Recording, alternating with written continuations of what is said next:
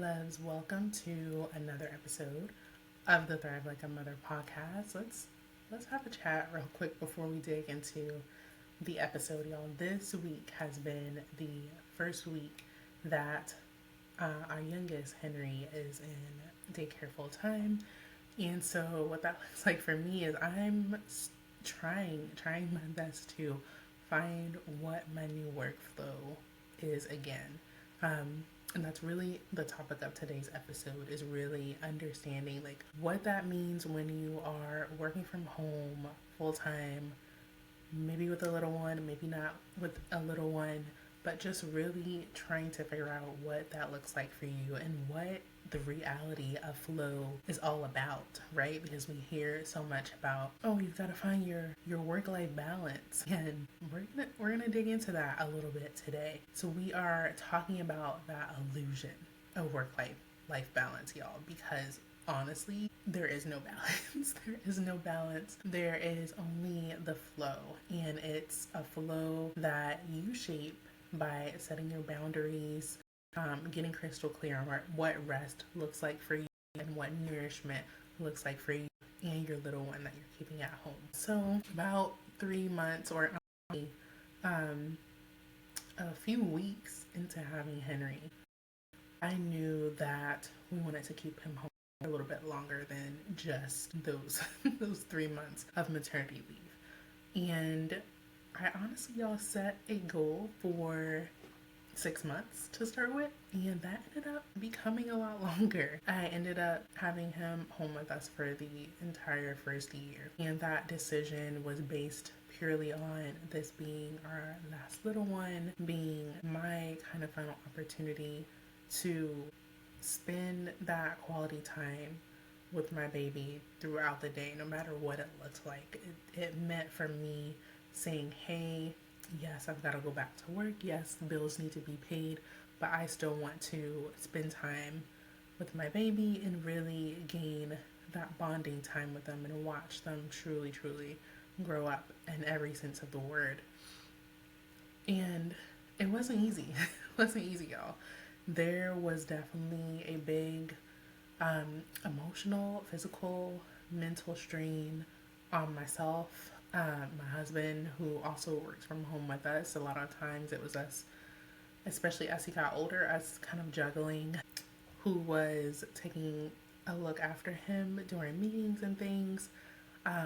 Especially with me breastfeeding, that added a whole nother element to things. If you are a breastfeeding mama, you know how already that can be emotionally, physically, and mentally just a challenge. And so when you add in trying to also work from home full time, trying to also still pour into my business, still pour into the podcast, things looked much different. And I very quickly realized that no, this wasn't going to be easy, but it could be done.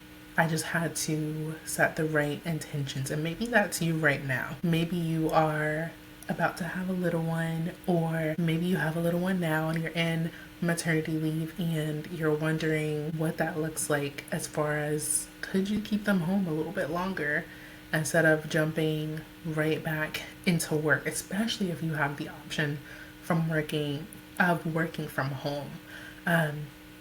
For me, I took that opportunity and I said, this opportunity does not come along often. Y'all, I have 3 little ones. And so for my oldest, did not even get a chance to think about working from home with her. Things looked a lot differently. In fact, I had to go back to work 3 weeks after having her. So not even a full 6 weeks. And granted, I had a C-section.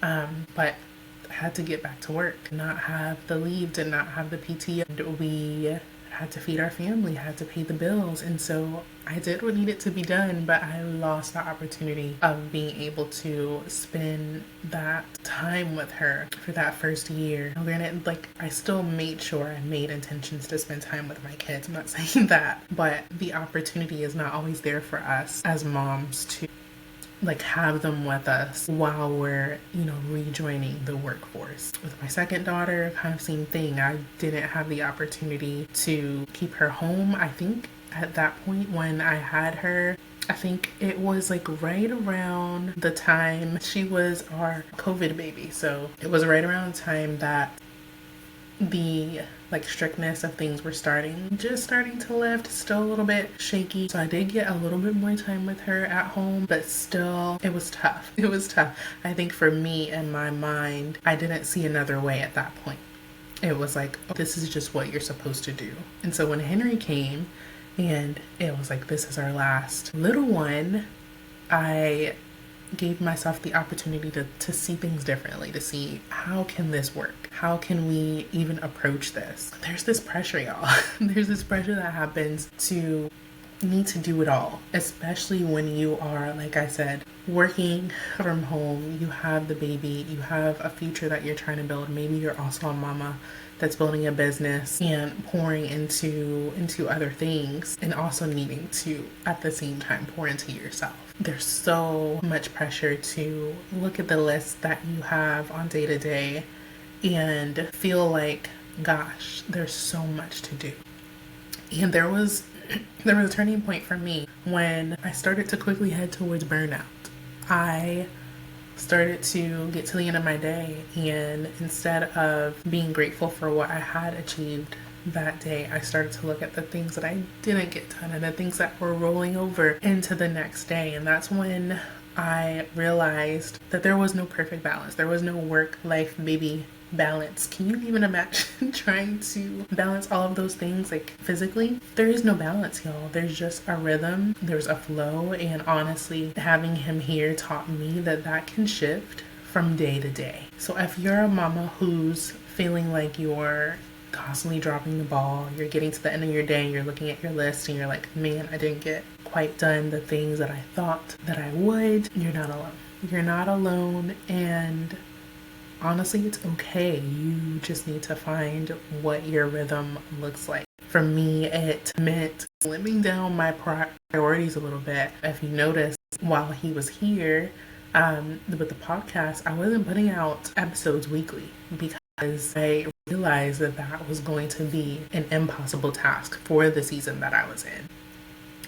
Sometimes you need to, like I said, shift things on the daily, but also sometimes things shift for the season that you're in. Sometimes the season is not the right season to be putting out weekly episodes, to be building a business as aggressively as you might have in the past before the little ones were there. And that's okay. So I want to give you about 3 things that are going to help you find your flow, because it's all about throwing away this idea that things have to be balanced, that you have to be putting the same amount of effort into each pot, and it's all about seriously finding what your flow means day to day, for your season, for the age that your children are at, for what your priorities are in this moment. First of all, you're going to set your boundaries where you can. That means with your work hours, being really strict, as in saying, these are the hours that I'm going to be available. After or before these hours, we're not doing it. Let's talk about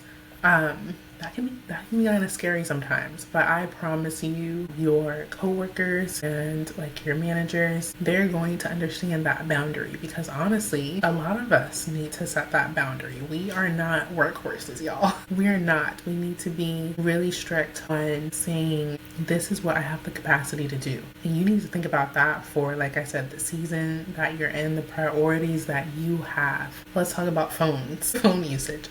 Set your boundaries where you can. There was an episode that I put out in my very first season talking just about this, about setting up my phone to create like these boundaries for myself, as far as getting on social media, or as far as making sure it goes into do not disturb mode, besides for certain people that need to reach me at a certain time of the night, so that I wasn't like spending hours and hours scrolling and absorbing information.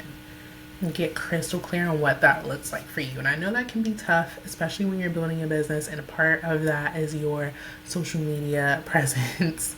Still get some boundaries on it. If you need to set a timer and say, hey, this is the amount of time that I'm gonna be on this certain application to either engage or post or respond to people, then do that. Also know when to stop checking your email. Your email does not necessarily need to be the first thing you check in the morning. If that works for you, okay. But when you are checking emails, I'm gonna build this out a little bit more. Checking emails, checking notifications within a certain amount of time or after a certain amount of time, you have to think about the way that your brain works, right? If you're checking that notification, checking that email, you are telling your brain, hey, we are still in urgency mode. We are still in respond mode. And it keeps your brain going. It keeps your brain going when really what you want to do is to cut the day off right there and say, hey, this is something that I can respond to tomorrow. This is something that I can look at tomorrow. So go ahead and set those boundaries. Those are just some examples of where you can start. 2, build in intentional breaks, y'all. And I'm not talking about a break to put the laundry in or a break to clean up the living room or anything like that. This is not for chores. This is not for scrolling mindlessly. This is for you. This is for you to reconnect and gain some clarity and get some focus and just be within. So I'm talking a break as in either taking a short walk, taking a moment to take some intentional deep breaths, having a cup of tea or a cup of coffee, whichever warm drink that you like, getting a sip of water and doing literally absolutely nothing else. Allowing your brain to not have to think about anything. A true break. This was a game changer for me because I am someone who I realized can quickly just keep going through the list, and before I know it, I'm tired. I'm like, man, I can't do another thing. The breaks allow you to take your day at a slower pace so that you're not rushing through that list, but you are intentionally giving the capacity you need to give for each task and knowing that, hey, I still have capacity maybe to do a little bit more, or I have capacity to take a break. It gives you a moment. It's kind of like I'm trying to think when you're eating sushi, right? And they give you the radish. Your breaks are your palate cleanser. It's your time to just clear everything out, not need to think of anything, not need to do anything. It's your moment just to come back to self. Number 3, y'all know I will stand on this hill for absolutely ever. You have to focus on your nutrition. You have to focus on how you're nourishing your body, what you're putting in your body and your baby's body, right? As they start eating, you have to focus on what is going to help you and your baby feel good. Think about what foods are going to help you get through the day. Make sure you're drinking your water. Check in with yourself throughout the day. And you're going to basically say something like this, like, hey, we're not thriving on chaos. We are both flowing back, you and your baby, when we are fed, rested, and connected. Fed, rested, connected. When those 3 things are happening, we are truly, truly thriving. And so take a moment to really think about the things that you're feeding yourself. Are they giving you energy? Are they making you sleepy? If they're making you sleepy, maybe we need to switch up the things that we're eating. If your baby feels like, they're snacking all day, is there something that you can give them that really nourishes their body and helps them feel full and like they can really use all the energy that they have, right? Start to think about those things. And if you need more support in that, I do have Cook Like a Mother, the second round, where I support you in figuring out what those types of meal plans look like, what your goals are, how can you start to build the habit not only to plan for foods that nourish your body, but also how can you make those achievable so that you're prepping them and you're actually eating them throughout the week and you're enjoying them.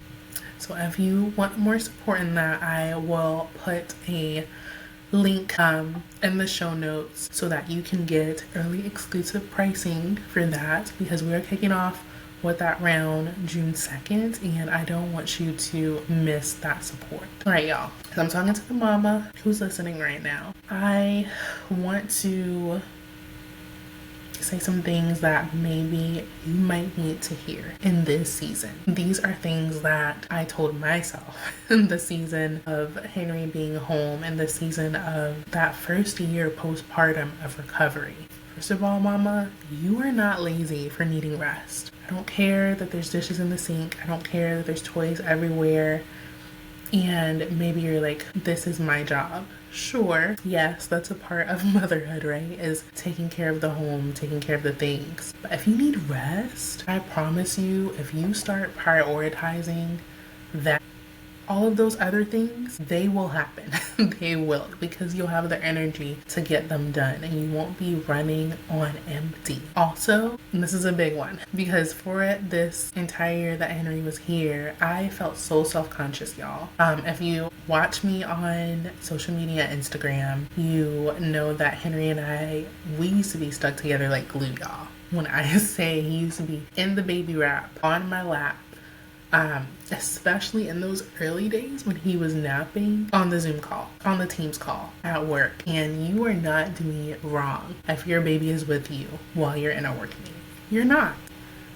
And so I want you to pull away from that self-consciousness of, oh my gosh, what are they gonna think if I have a baby? First of all, everybody's gonna be like, oh my gosh, so cute baby. And those who don't get it will hopefully just stay quiet. And if they're not quiet, don't let that be a representation of who you are as a mom. You are doing exactly what you need to do for you and your baby. You are where you exactly need to be at this point in time. You're not doing it wrong. You're doing it your way, for what works for you and your family. Right? And this one, y'all, you do not have to earn rest.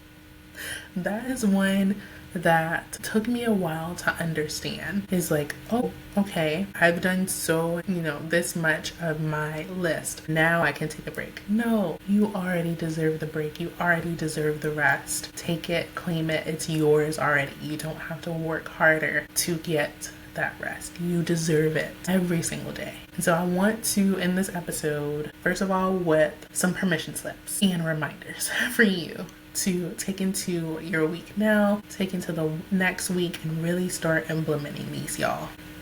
Number one, it's okay to pause a task if it starts feeling overwhelming. If you start feeling like this is not productive, I am not in a space where I can be productive in this task, it's okay to pause. Second, ask for help. It's okay if you can't do it all yourself. You're not meant to. Ask for the help. And then number three, protect your peace. Protect your peace. Even if you are looking at it in that way and you're thinking this doesn't look or feel productive, if you are protecting your peace, it is productive because it's going towards taking care of you, taking care of your baby. Your little one is watching you too, y'all. They are taking a look at how you take care of yourself. They are getting an example of what things will look like for them in the future. You are telling them that it's okay to not work like a workhorse and to really protect your boundaries, protect your peace, and shout those so that everyone knows that this is who I am and that they start to understand.